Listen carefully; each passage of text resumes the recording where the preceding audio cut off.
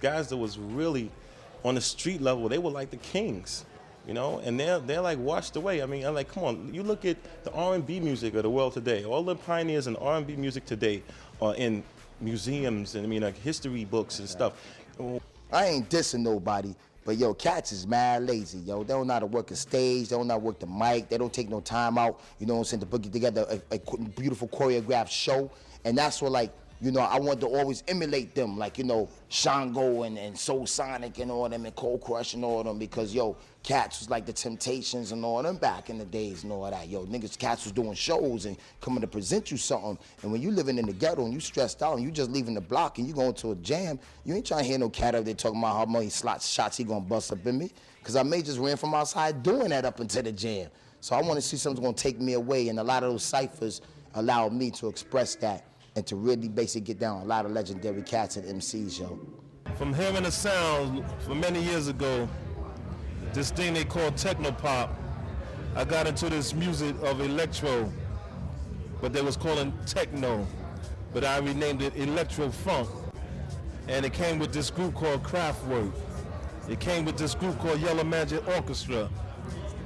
It came with this group called Gary Newman. It came with a guy on synthesizer called Dick Hyman. I seen all these white people playing this type of techno, type of electro. And I seen the Asians playing this techno side of electro. So we wanted to be the first black group to come with the electro, and we added the funk. Thus came the birth of electro funk with the Soul Sonic Force, Africa Bambaataa, Arthur Baker, and John Roby. It's a shame that a lot of the pioneers of this hip-hop, you know, they're not receiving full credit that they deserve. They didn't get a lot of money like a lot of the rappers are today. Rappers today are getting $1 million contracts. You know, they learned a lot of this from old school pioneers like us, the Cool Hercs, the Africa Bambaatas. Can't tell me our joints wasn't platinum, because everybody had a Cold Crush tape, you know, or Grandmaster Cass tape, or Bambaataa tape, or, you know what I mean? That was our way of, you know, getting our music out, you know, to the public back then.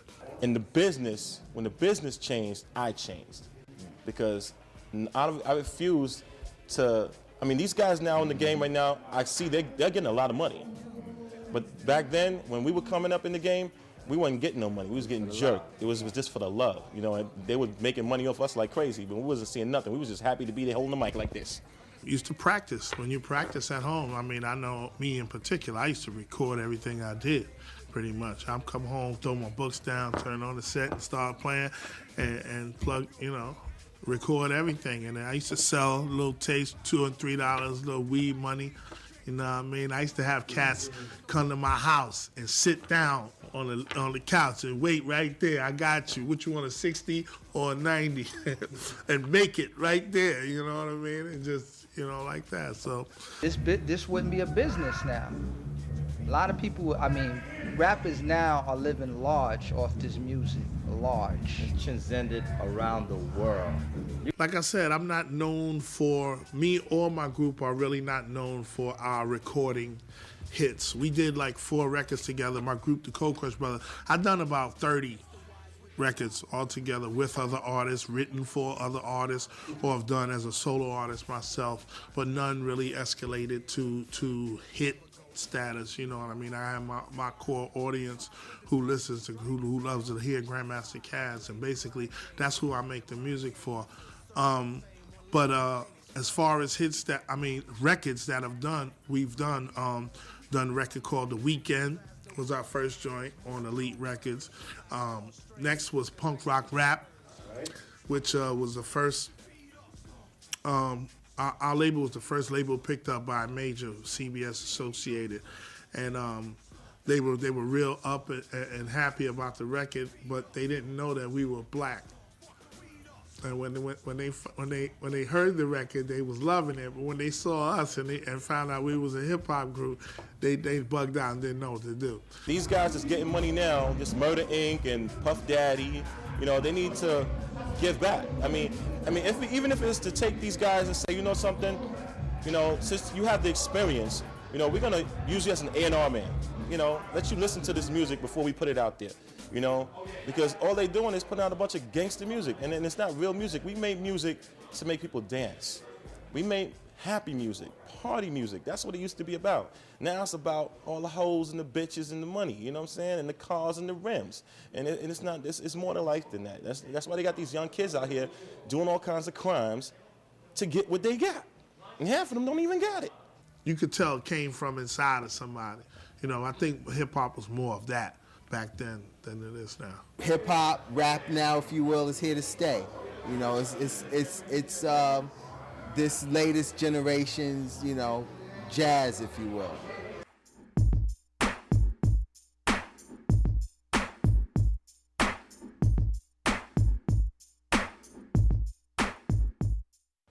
Although life has taken most of the innovators away from the hip-hop game, their hearts will never let go. Hip-hop is a part of who they are, who they will always be. Their dedication and love of hip-hop motivates them to stay in the game. With this type of commitment from them, the lifestyle of hip-hop will be around for a long, long time. There were so many that are unsung that was out here before me, before DJ African Bambaataa was a DJ. Brother was breakdancing, you know what I'm saying? Such as my brother, like I said, I named a few before, and the list can go on and on. But there was breakdancers crews like Flash. He had the Boss Road crew, Casanova crew. That was they breakdancers. These are brothers that are not famous with this hip hop thing that's going on, but they're the unsung ones that paved the way for me, because I was watching them do it, because I was little, you know what I'm saying? These are brothers that Vibe don't know about, Source, right? Right. Even going back to DJing. You know, Bambaataa was one, you know, Kool Herc was one, Grandmaster Flash was one, but you had other people. You had people over here like Disco King Mario. God bless his soul. Chuck City Crew. Chuck City Crew. And check this out, y'all. Cool D and Tyrone. Cool D and Tyrone, you know, that's right. It was a lot of Kenny Ken. A lot of even Breakout, you know who's still around. Yeah. You know, who really haven't got their full right, the unsung heroes of hip hop. Right, we're telling you about. You're getting red footage, brothers, and this shit is real. These names that I'm giving y'all, you never heard them in the Source magazine, you never heard them in Vibe, and this is the truth. I am hip hop, and I'm gonna blow your mind. See, when hip hop first started, we would look up to the elders in rap, and the younger kids would embrace what they were saying. Now, they see these images of guys so thugged out. When you look at the videos, everybody got guns and bags full of money, and everybody's partying and getting high, and there's like sex and violence, and it's just getting out of hand. So it's a continual cycle that's really going on.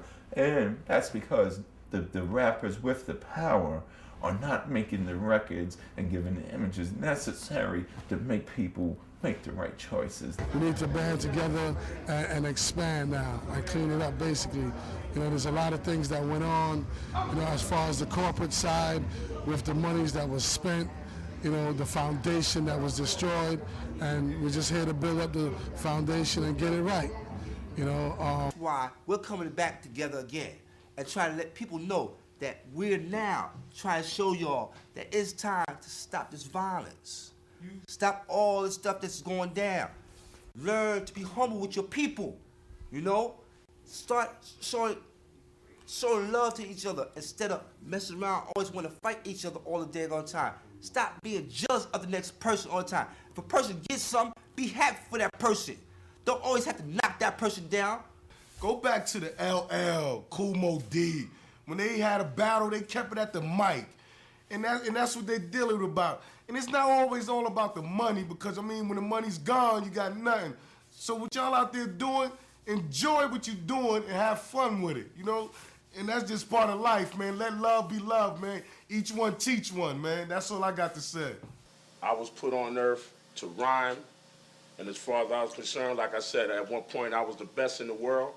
And still, in my mind, and even bringing it into reality, even bringing it into fruition, because there's a long way to go in this game.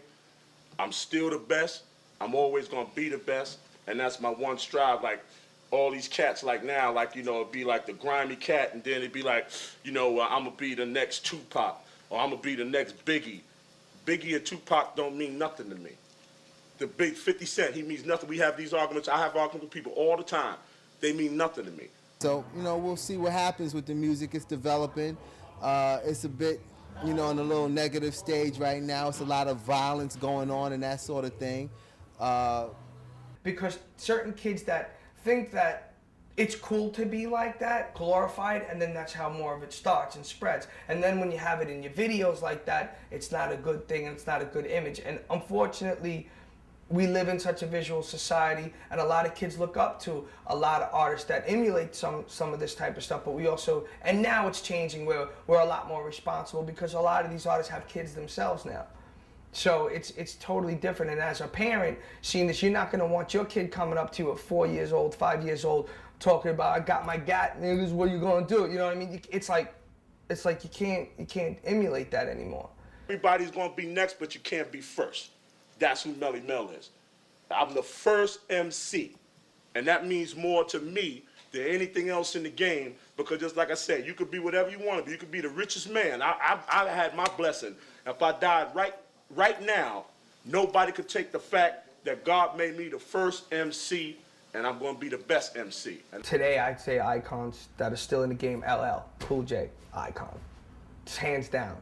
Still had the longest career from radio to Headsprung right now, which is the hottest record in the world. I mean, it's every time I play that record, I mean, LL's back with a vengeance, keeps reinventing the wheel, icon. Snoop Dogg, icon. You know, still around, you know, came out of Dre's camp. All the pioneers in R&B music today are in museums and, I mean, like history books and stuff.